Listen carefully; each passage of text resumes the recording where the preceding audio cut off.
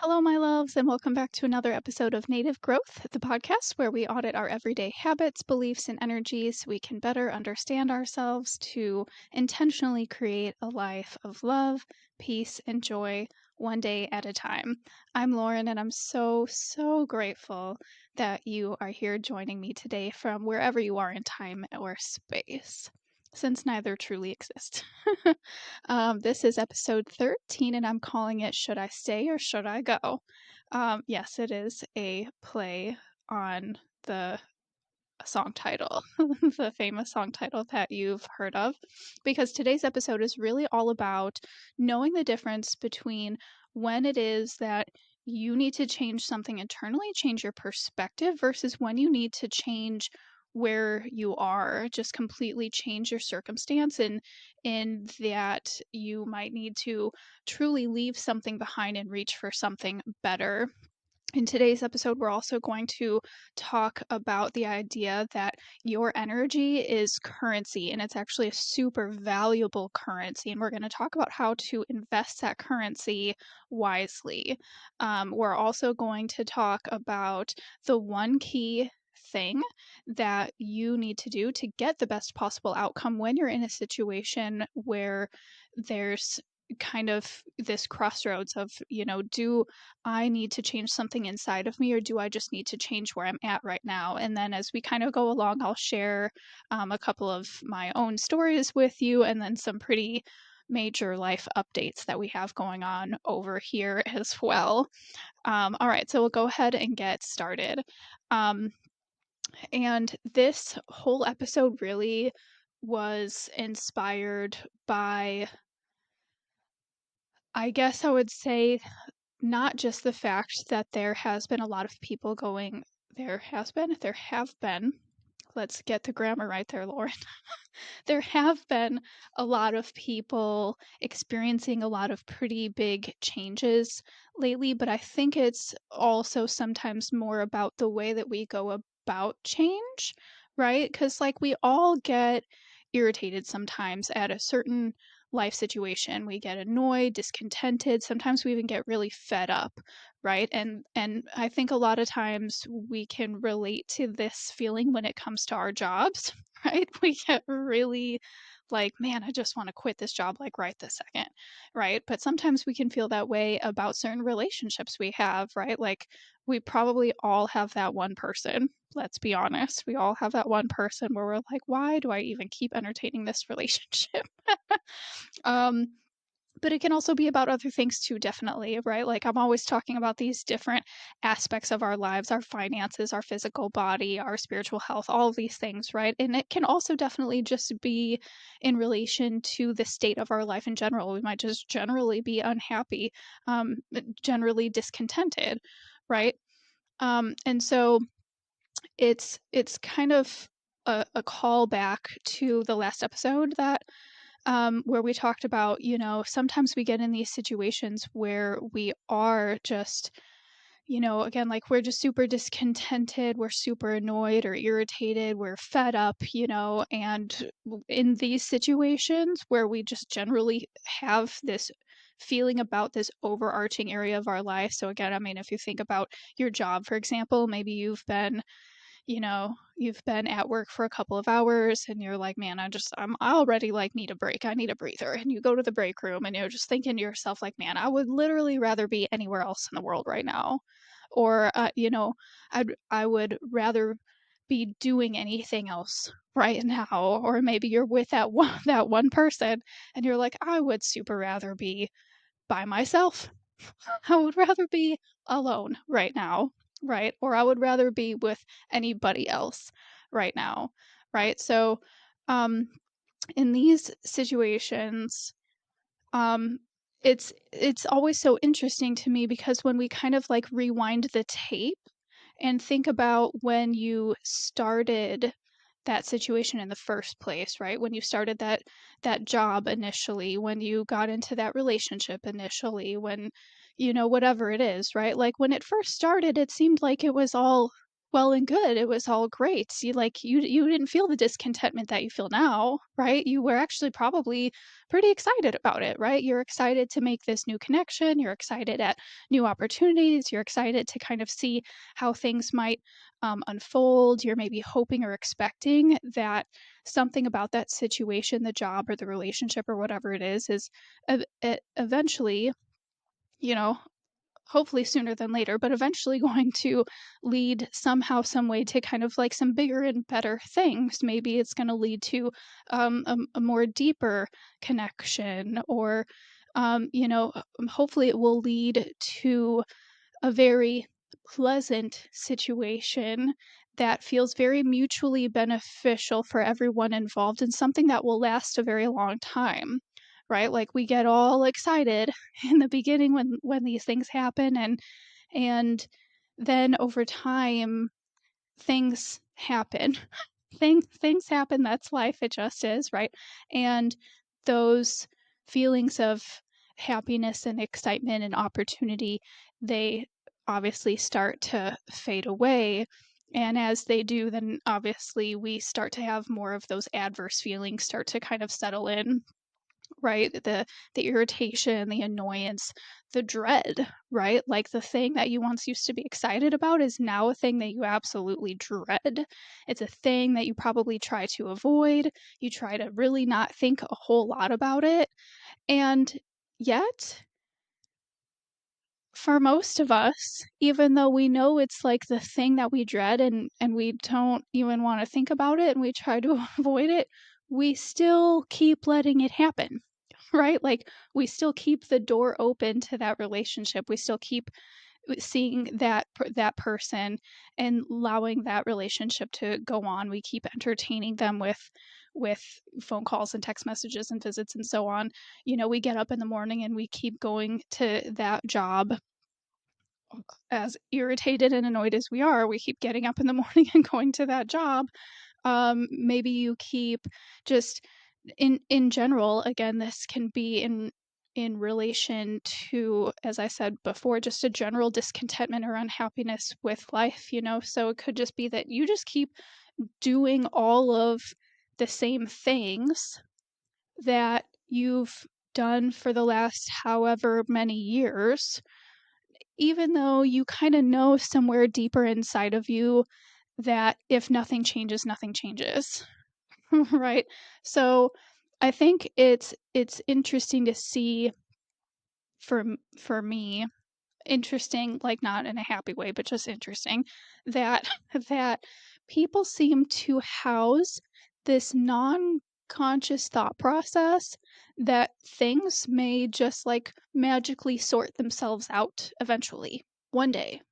One day it won't be as bad anymore. Right? Or like you'll just deal with it later, right? Like that's the thing I don't necessarily need to worry about right this second. I'll just worry about it later.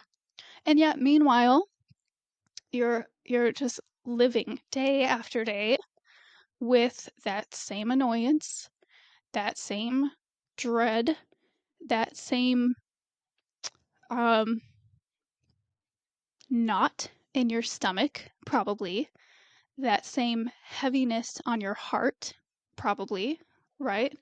Like we know that things will not just magically get better. We know that things will not magically sort themselves out. We know that we can deal with it later, but we also know that problems delayed equal problems multiplied. We know that.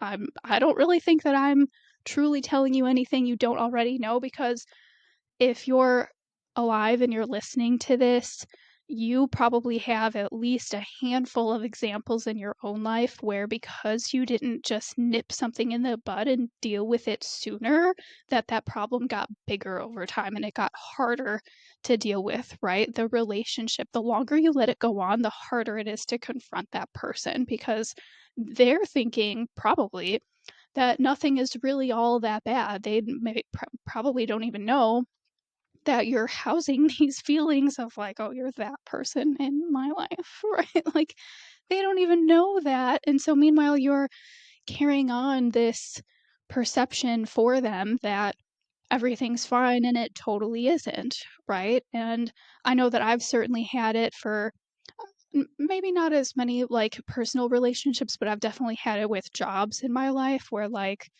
I can feel the dread, the horrible dread, and the heavy weight of that whole situation kind of like sitting on my heart and making the knot in my stomach, right? And I know that like the longer I put off, maybe trying to talk to somebody about what's on my mind, or the longer I put off just biting the bullet and starting to look for another job, like the longer it goes on, the harder it gets.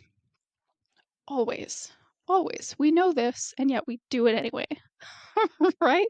So, maybe there's also some aspect to us where um, I think for a lot of people it's a comfort zone thing. I also think that for some people it's a loyalty thing, right? Like we are hoping that things will get better from a place of loyalty.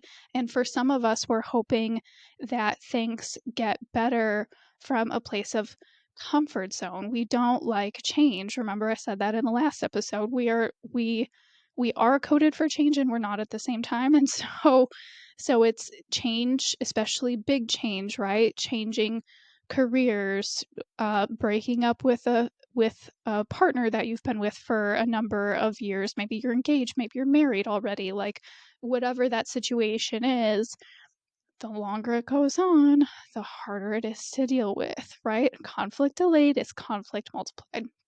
We we know this, and yet we just continue to carry on. And I think the one thing that a lot of people really miss, and I know it's something that I missed for a very long time. It's only in the last few years that I really started to bring this, I guess, a sort of like remembrance into my awareness, is that our energy, our intention, our presence, right? Our presence, our energy is currency. And it's not just any old currency. It's not a quarter. It's not, uh, I don't know, a quid. It's not whatever else, right? It is the most valuable currency in the entire universe, in the entire quantum field, right? The fact that you are here and you are alive today means that your your soul, your energy, again, like your presence, your intention, your time, since time doesn't exist and yet we do experience it here in this human form, right? It is the most valuable currency in the entire universe because it can't be quantified and it can't be replicated. You cannot be quantified and you cannot be replicated. So when we start to view our consciousness, our presence in that way, I think it really starts to open up this idea of like, wow, I can now see how much of my intention, my love, my care, my time, right? How much of my energy in all of its best forms that I've been wasting on shit, right? Like it makes you really have to realize that energy, like currency, is something that you can waste and you can spend and you can circulate and you can also invest, right?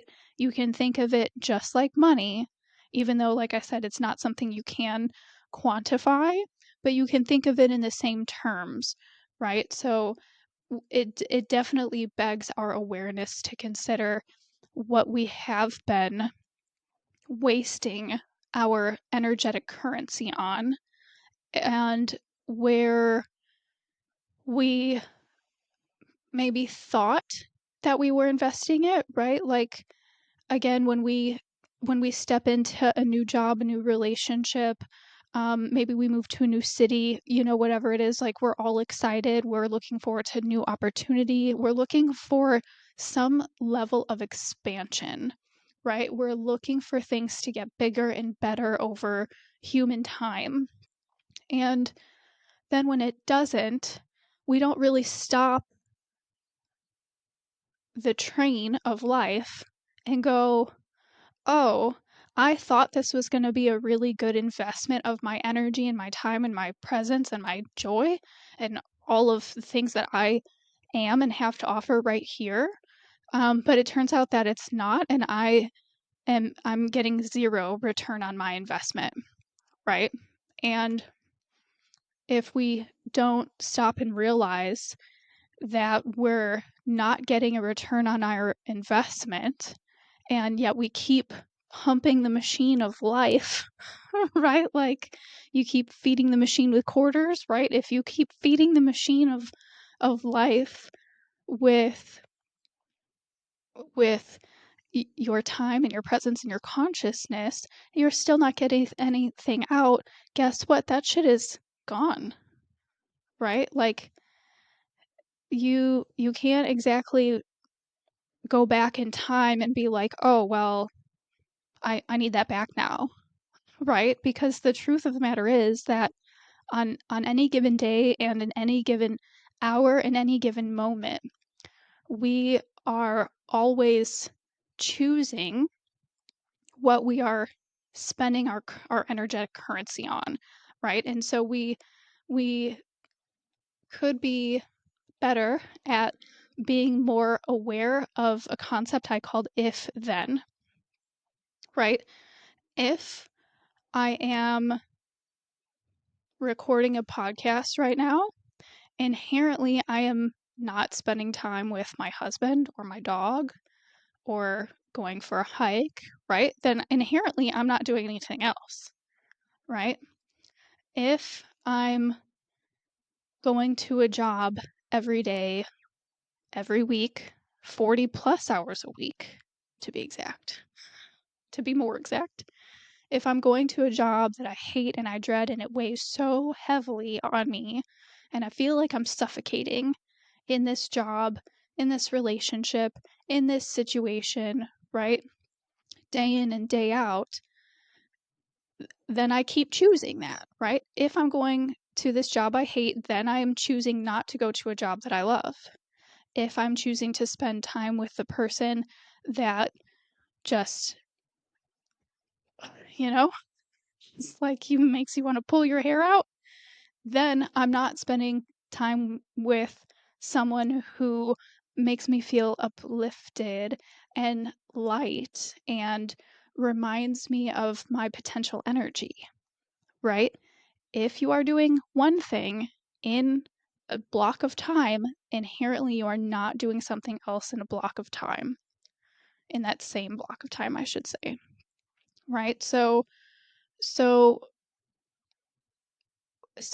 again, it's just something that begs our awareness as we go through life, as we maybe crave certain changes, we desire certain changes, we know we desire better, and yet we keep doing the same shit over and over again. All right.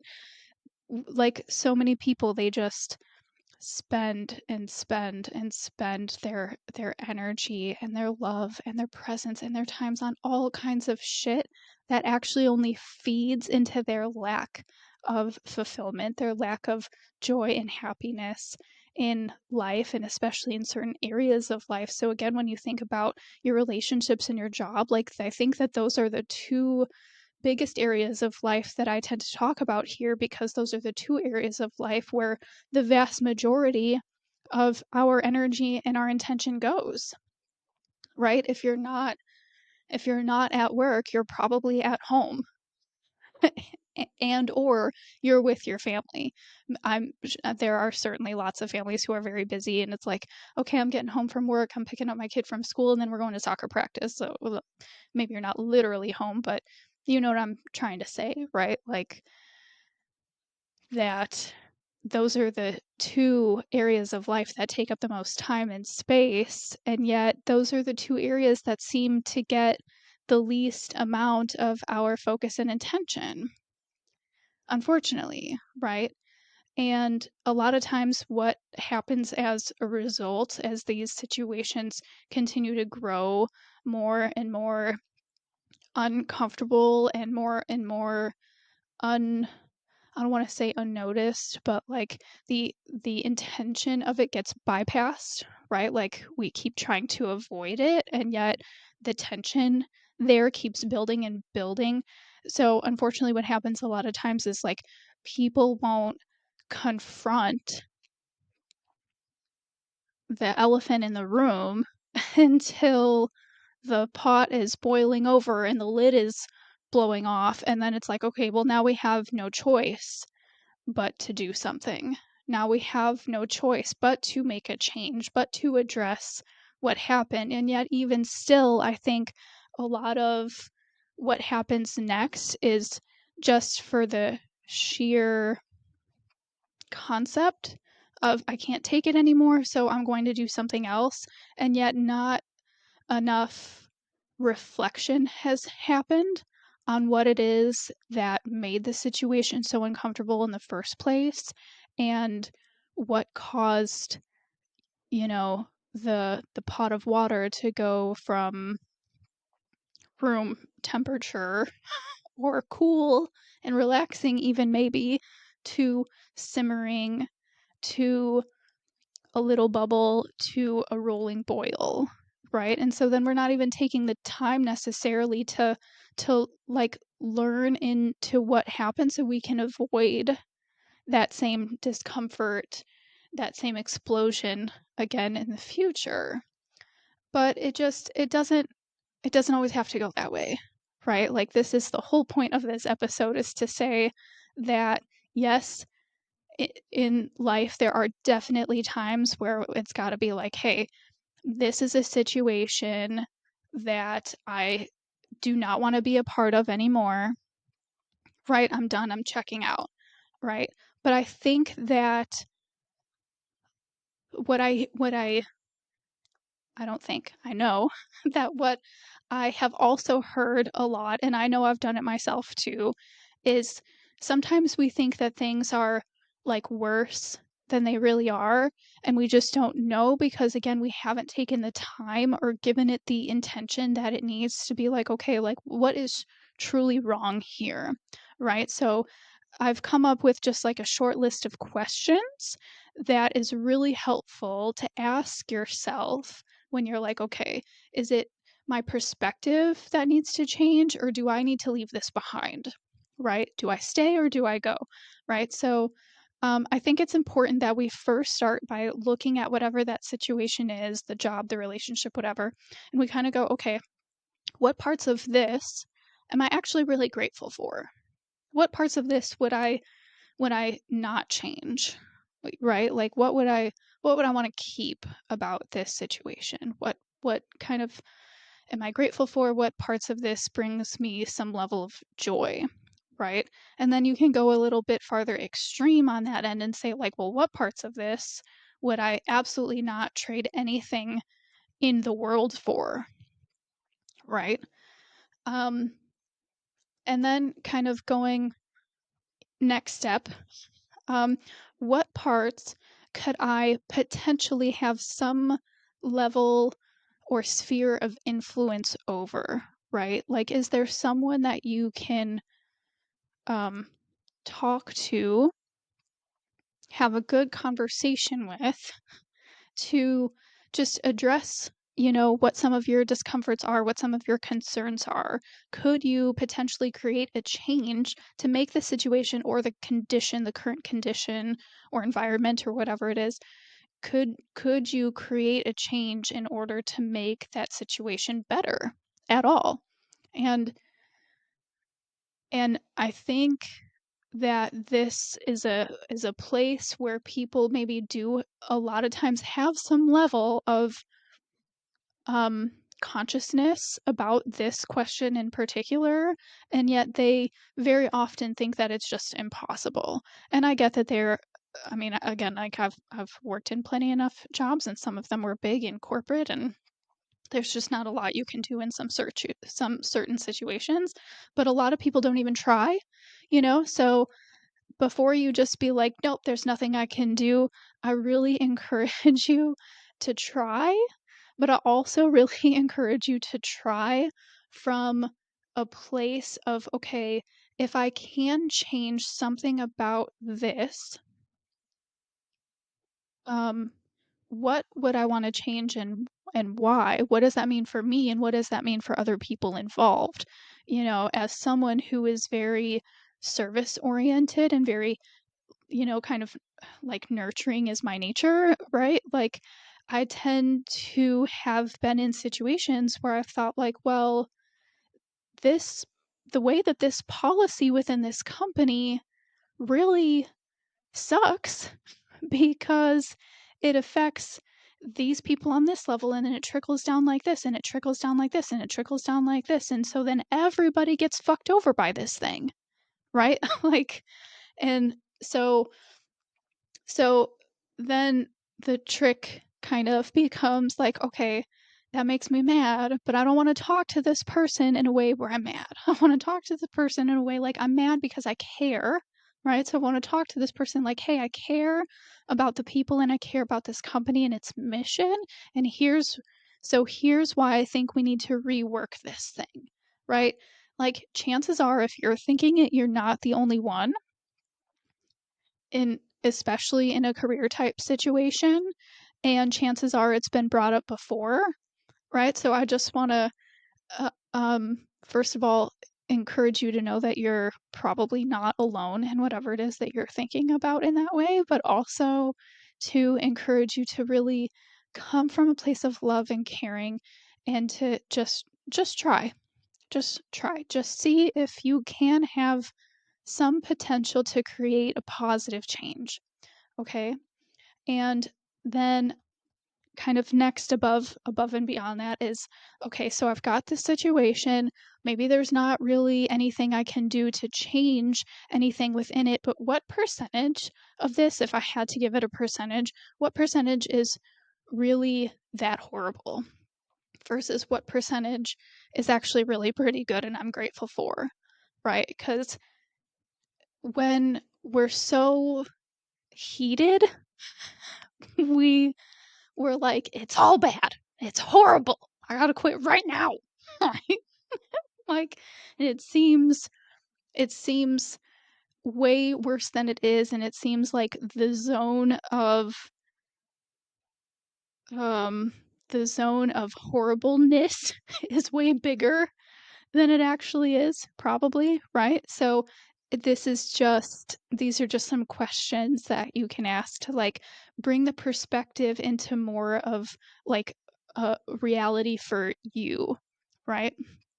And I think the biggest one here, or that at the highest level, I guess if you could say it like that, is how persistent are the issues truly and how resistant are the issues to change, right? If you really can't change the things that you take up issue with at all, if it's really, a situation where things are just never going to change for whatever reason, and these issues continue to persist over time and they're not going to sort themselves out, and you can't seem to find a way to really feel like the gratitude in between the frustration of the issues anymore, that's when you start to be like, okay, I'd like this is actually really choking me.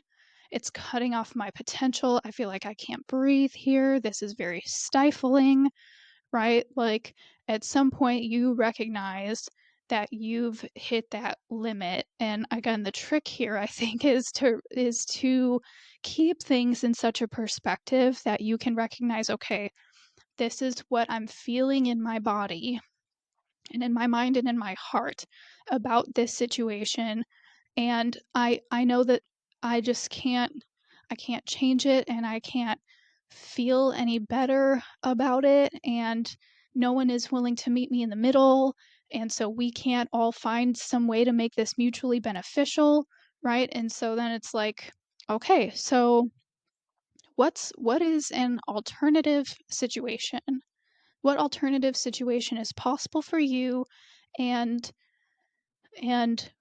what about a specific alternative situation makes you believe that it is truly a better situation for you on the whole, right? So these are questions to start to help you kind of gear in the direction of, okay, like it's not my perspective that needs to change, it's that I need to change where I'm at and where I'm investing my energy and my presence, right? And so now I need to kind of like hone in and focus on what that alternative situation is specifically.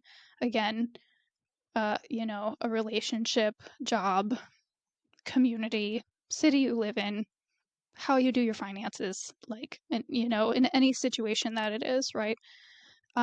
Yeah. So, once you've kind of considered almost every angle and every option, and you've had as many conversations as you feel like you can have that make sense for you, whether these are conversations you just have mostly internally with yourself, or you're bouncing ideas off of someone else, you're having conversations with people inside of a company or inside of a community or a relationship, right?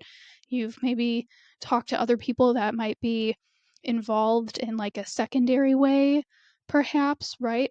If you're still like, hey, this is suffocating and I can't anymore, I think that's a pretty good indicator, right? That's when it's okay to be like, all right, I've done what I can do here. Enough is enough. But again, I think what's really helpful to recognize is that by then, what you've essentially done for yourself is you have created a measuring stick for your standards, right? Like, I know that I've talked several times already in the last several episodes in this podcast about elevating your standards and how it's so important to have standards instead of expectations, because standards don't care if someone rises up to meet them or not, right? It's you just kind of being like, okay, here's where I'm at. Here's what I'm willing to accept, and here's what I'm not willing to accept. You can meet it or not, but my feelings are not going to be involved one way or the other, versus expectations where it's all feeling. It's all like, well, if you don't meet my expectation, then I'm going to be pissed, then I'm going to be sad, then I'm going to be depressed, right? Like, expectations are too feeling involved, and it's almost just like you're kind of waiting for suffering to happen at some point in time. But if you are willing to kind of sit down and like be at peace with the fact that you have explored every option, you know what your standards are, you're really clear on the things that you are grateful for and the things that you take issue with, right? You've gotten that clarity, you've set a standard, you've set a bar for yourself, and then it just becomes a question of whether or not the situation and the people involved in the situation that have any say in the matter, if they can rise up to meet that standard and be on equal standing with you, or if they're not, right? And that makes the decision so much easier, because you know it comes from a place of logical clarity as opposed to an emotional decision of like, well, I just got super pissed and so I quit one day, and then maybe you go again without that type of clarity and without the type of reflection to see like what went wrong and what could have been better. You jump into the next thing, right? The next relationship, the next job, whatever it is, and then it turns out that it's really not any better. I think that's where I see a lot of people thinking that they're doing better for themselves when in fact they're making lateral moves and they're just creating a different version of the same reality effectively, right? Like, you haven't taken the time to to look at to look at everything, to look at all of the puzzle pieces, and to really hone in on what it is that actually made you super irritated, or the parts of it that you're actually really grateful for, and what you're willing to accept versus not accept when it comes to, again, let's say it's a career, right? So you're talking about You're talking about the conditions of the job. You're talking about the policies of the company. You're talking about the people you work with. You're talking about who you're reporting to and the kind of person that person is and how it is that they go about managing people. There's so many factors to consider. And so it begs our attention to look at each of those things and to say, here, again, here's my standard, right? And I can see now that I've sat down and looked at these things in my current situation. I can see that, it's a thing that is never going to get better, so I need to move. But then you guarantee that you are doing what you need to do so that when you make a move, you're going up, right? It guarantees an elevation in situation as opposed to running the risk of making a lateral or a downward move because not enough thought and intention and heart was put forth in it. Does that make sense? So, um, you can always do this, right? Because you're going through the same process of kind of picking your brain apart of like what works and what doesn't. Here's something really cool. You don't have to wait for shit to get bad before you do this, right? You can just look at something and be like, yeah, this is good. And I'm grateful and I appreciate it, but it could be better. It could be better, right? And this is, I think, kind of like a big part of where my situation is at in my life right now, and my husband and our dog Leo. It's like my husband has been working this same job for just under 5 years, and we've both lived in Wisconsin for a long time. I've lived here almost 30 years, or about 30 years, and he's lived here for a little over 5. And it's not that we aren't grateful for where we live in Wisconsin.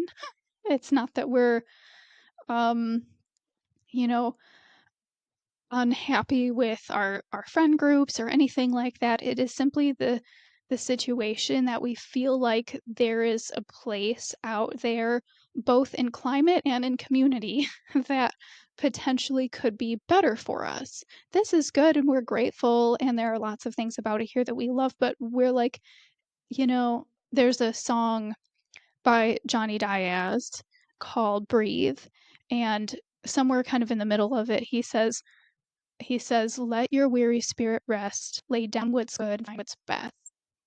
Right. And this is almost kind of become like a mantra for me in my heart. Like, I don't find myself consciously saying it all the time, but I know that it's just true for me. It is a North Star of how I choose to live my life, right? Like, things are good, they're great, but they could be better.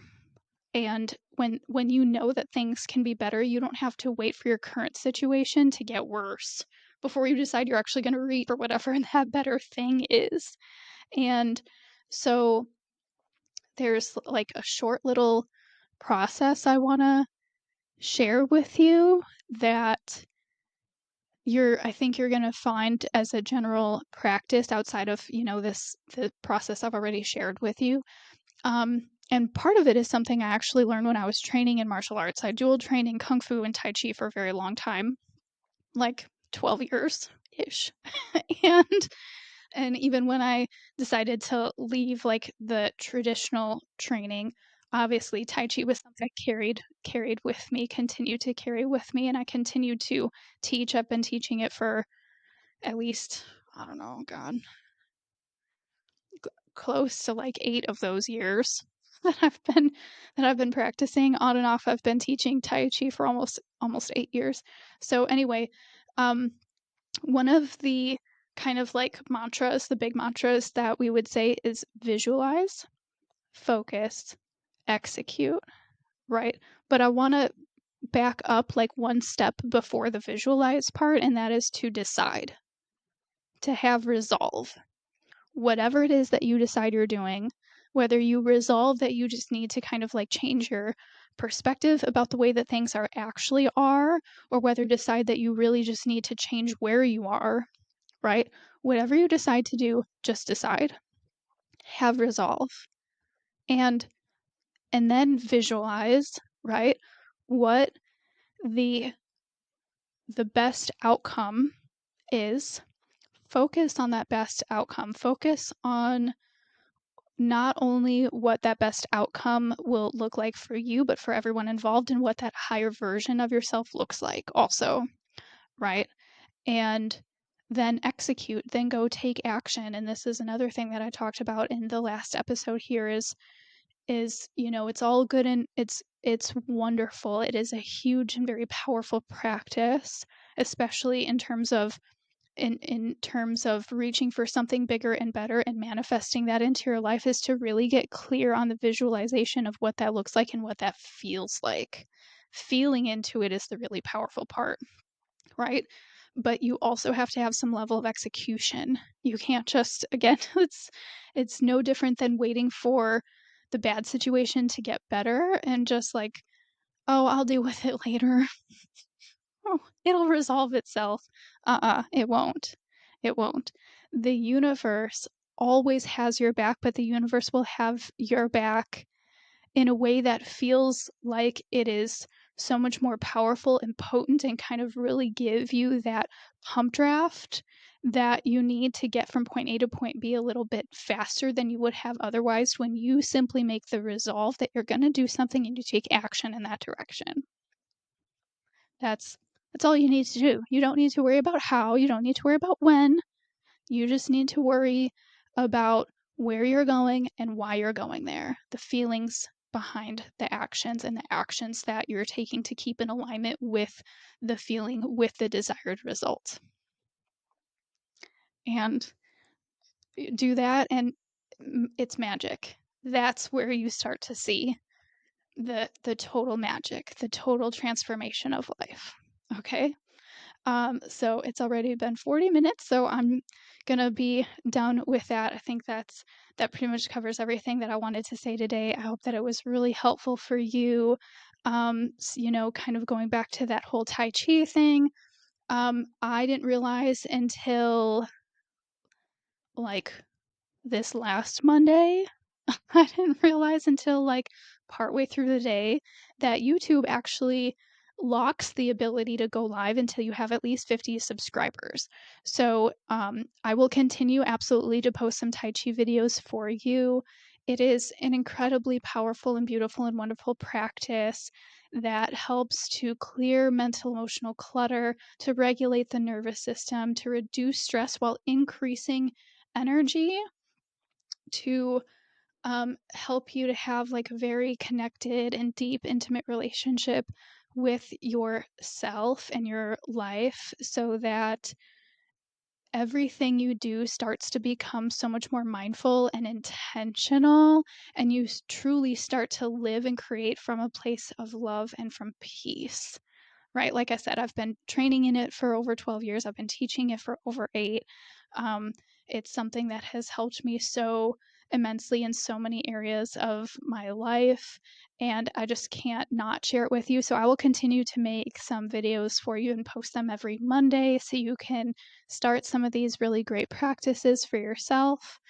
But once I hit 50 subscribers, I will be super excited that we do get to do it live, so that we can almost like we're in the same room and we're sharing it together. And then you guys can be there with me to like ask any questions you have, and I'll be able to answer them live. Any videos you catch between now and then, definitely comment. I'm always keeping my eyes on the comments. I'm happy to go answer any questions or make any clarifications. If maybe start one of the practices and then you're like, oh, like I didn't quite get that part, please just shoot a comment there and I'll make a separate little video for it. It's no trouble to me at all. I will find the time somewhere.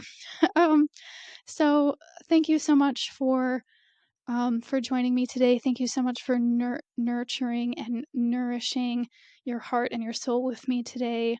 As a reminder, today's episode and every episode is brought to you by absolutely no one, and you don't hear any commercials because I don't think you really want to, and I don't really want to stop to have to give commercials either. So I've chosen not to seek out any paid sponsorships for this podcast. I'm 100% listener supported, and all of your donations help me to stay that way. So everything that you can offer is always super helpful. $1, $10, 50, it doesn't matter.